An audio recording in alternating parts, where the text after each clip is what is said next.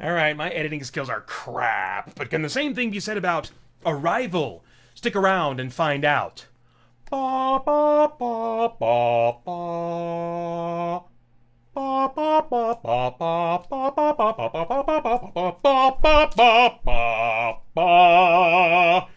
See, if they would have just started with that, that's the universal greeting, right? Then they wouldn't have had any of these problems. Whatever. Anyway, hi, I'm Peter Franson from ChristiangeekCentral.com and Spirit Blade Productions, and this is my uncut review of Arrival. The IMDb synopsis reads, when mysterious spacecraft touch down across the globe, an elite team led by expert linguist Louise Banks is brought together to investigate. Is it Louise? Louise Banks, sorry. As mankind teeters on the verge of global war, Banks and the team race against time for answers, and to find them, she will take a chance that could threaten her life and quite possibly humanity. Alright, so that was overly dramatic, but this is actually a pretty serious movie. In fact, it's a sci-fi drama. It's emotionally heavy with themes of death and loss. It's also very suspenseful as humans brave ever closer and deeper encounters with these really otherworldly kind of H.P. Lovecraftian tentacly types of aliens. It felt psychologically realistic and tense for much of the movie. That, in fact, tense is the way and suspenseful is the way I would describe the general mood of the whole movie. And it gave weight to human-alien interactions rather than, I think, the really quick kind of adjustment that seems to happen in a lot of movies about people encountering aliens for the first time. They're just not freaking out as much as I feel like they should if this is their first encounter with an alien. And really, for the entire movie, I think the overriding feeling of the humans is, this is really creepy, this is really insane that we're interacting with them. And so I really appreciated that kind of boosted psychological realism. It's also a thinky sci-fi movie, in addition to having emotional drama, which is really neat to see those two working together. You're trying to figure out the aliens and their communication and how they think, and Louise, is also experiencing some disorienting mental issues that I spent most of the movie kind of puzzling through and trying to figure out what in the crap is going on with her. So it's an awesome combo of character drama, thinky concepts, and alien suspense. And usually in science fiction, one of those three is kind of the dominant, and this really felt like a unique blend of all three working really well together. As far as the cast goes, the main character is played by Amy Adams. She's quietly intense as the linguist Louise Banks. It's a great performance, I thought, in both her tragic and suspenseful moments.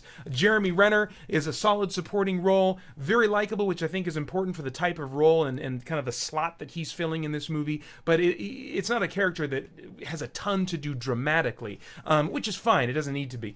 Pretty much everyone else in the supporting cast plays the role of person in a very stressful situation, which doesn't display a lot of variety in tones from characters, but it definitely contributes well to the mood, and I think that's even more important. As far as like the stunts and the visuals go, the visuals are nice. The alien vessels have this kind of very simplistic stone, smooth monolith type of vibe going on, which is a nice kind of change of pace. The aliens themselves are much more complex and weird, but they're often obscured, and that's really my preference when it comes to CG creatures. I just like hide that monster because for me, I'm cursed with an eye that just kind of picks out CG, especially when living CG things, people or aliens or dogs or whatever they are, start moving. There's something that looks kind of animated about it. So I really appreciated that these aliens are often concealed by steam and vapor and stuff, which they seem to like to be surrounded in. So I thought that was really cool. Although you still get plenty of looks at them that indicate, what they are. It's not that you have no idea what these things look like. They just kind of conceal them just enough, I felt. Now, early on, there's some face replacement among the actors as they're going around in their hazmat suits. There was like they kind of like, I don't know if the hazmat suits were CG and then they implanted the faces in there, but something wasn't quite syncing up right. But I think that might be just part of my curse. I think a lot of people probably won't notice it. It was just kind of like a sixth sense. I was like, something funny's going on. I can smell it, But anyway, it's a minor thing. I think on the whole, the effects really serve the story well. I don't always talk about music or sound effects, but I do want to touch on the music here. The score is minimalistic and it's atmospheric. It has lots of drones and mild chord clusters. It's not the kind of soundtrack that it's like, oh, I want to buy that so I can listen to that at home or whatever. But wow, I felt like it really contributed to the suspense and helped define kind of the aliens for me, and just the alien, for lack of a better word, otherworldly experience that these characters were having. Now, is there anything of philosophical, moral, or spiritual significance going on in the themes of this story that might stimulate worthwhile thought or conversation? Well, maybe. A major thinky concept of the movie relates to time and how we as humans function within time. Now, I've often promoted astronomer Hugh Ross's book Beyond the Cosmos as it approaches some of our most pressing questions about God from the context of our growing understanding of the space-time dimensions above our own that scientists now believe exist. Questions about the nature of free will and the sovereignty of God, and how can those two things possibly cooperate, and how can an all-powerful, all-loving God allow so much suffering and evil? These big, weighty questions about, God.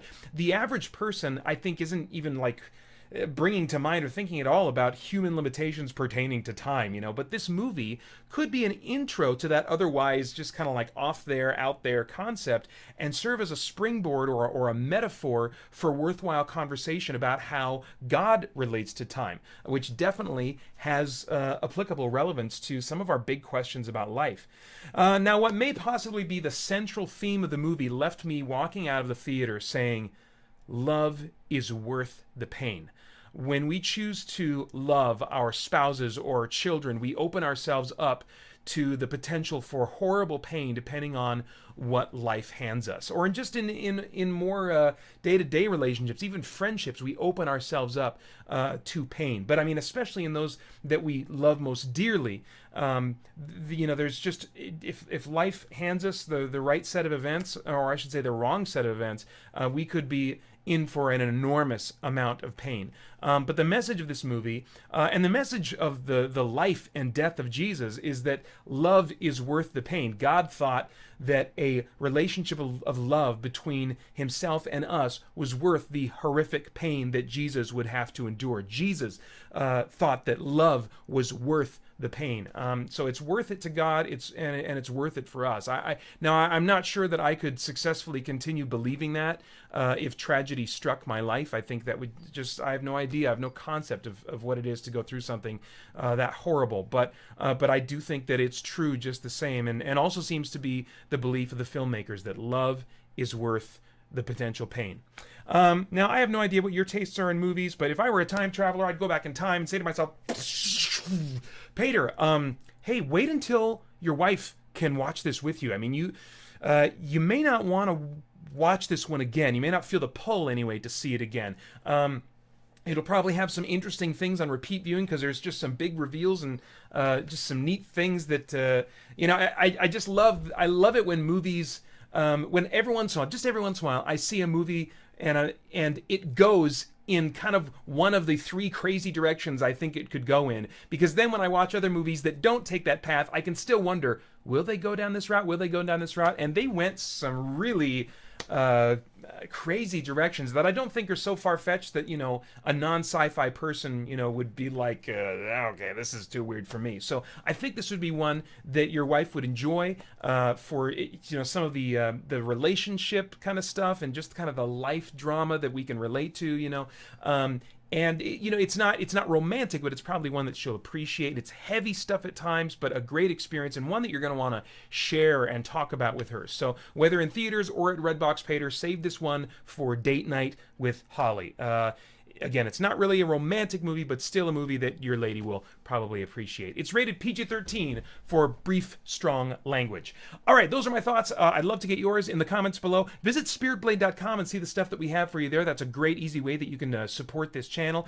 Please do like, share, and subscribe if you like this video, want to share it with somebody, and want more videos like it, then that's the way to make those things happen. And then please visit, christiangeekcentral.com for a ton more content and community. I hope you join us there soon as we continue to geek out and seek the truth. I never have this button ready.